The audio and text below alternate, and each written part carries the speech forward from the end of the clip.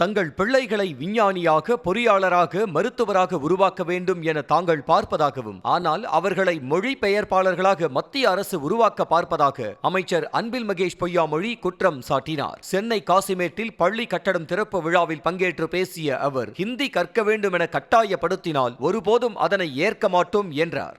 இந்த பள்ளிக்கூடத்துடைய பெருமை நிலைநாட்டக்கூடிய மிகப்பெரிய பொறுப்பு உங்கள் ஒவ்வொருவருக்கும் இருக்கின்றது. ஒரு பள்ளிக்கூடம் என்பது வெறும் டீச்சர்ஸ் அண்ட் ஸ்டூடெண்ட்ஸோட முடிகிறது கிடையாது.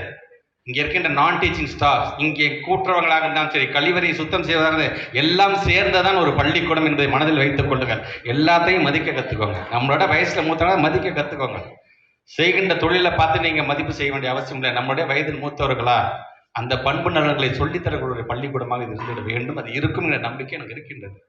ஏனென்றால் அவங்க சொன்ன மாதிரி 12/12/1967 அன்றைக்கு முதலமைச்சராக இருந்த பேரறிஞர் அண்ணா கலந்து போட்டு என்ன உரையாற்றுனா நான் படிச்சுட்டு வர வேண்டிய ஒரு வாய்ப்பு எனக்கு கிடைத்தது. அன்றைக்கும் பார்த்தீங்கன்னா மொழி திணிப்பை பற்றி சொல்லியிருக்கிறார். படிப்பு என்பது வேறு, திணிப்பு என்பது வேறு. இந்த இந்திய நீ படிச்சாதான் நீ வாழ முடியும் என்று சொன்னால் அந்த இந்தியங்களுக்கு தேவையில்லை என்று அன்றைக்கு அண்ணாவே 67 பேசுங்க. இன்னைக்கு அதுக்கான காரணம் இருக்குது பாருங்க. ஆக அதை மனதில் எத்தனை மொழி வேணா படிங்க, 3 மொழியில் 10 மொழியில், ஏன் நம்ம அட்டவணையில் இருக்கிற 22 மொழியும் படிக்கிறேன் வேணான்னு சொன்னால் அதை கட்டாயப்படுத்தாதீங்க. That's the difference between optional and compulsion. கம்பல்ஷனாக இதை படிச்சு தான் ஆகணும்னு சொன்னால் தயவுசெய்து ஏற்றுக்காதீங்க. நீங்கள் இன்றைக்கும் கர்நாடகா மாநிலத்தை சார்ந்து இந்த கம்பல்ஷனை கொண்டு வந்ததன் மூலமாக 90,000 பிள்ளைங்க இன்னைக்கு அங்கே தேர்ச்சி பெற முடியாத ஒரு நிலை அங்கே ஏற்பட்டுருக்குது. ஏன்?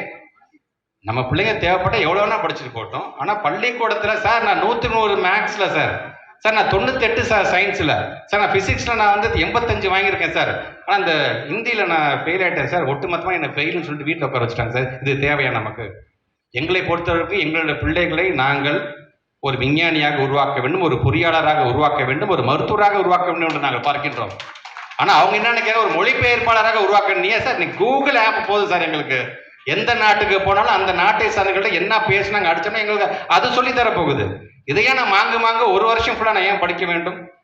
ஆக நம்மை பொறுத்தவரை நம்முடைய தாய்மொழி இருக்கின்றது, நம்மளுக்கு ஒட்டுமொத்த இன்டர்நேஷனல் லாங்குவேஜ் ஆங்கிலம் இது போதுமானதாக இருக்கின்றது என்பதை நாங்கள் எடுத்து சொல்லிக்கிறோம்.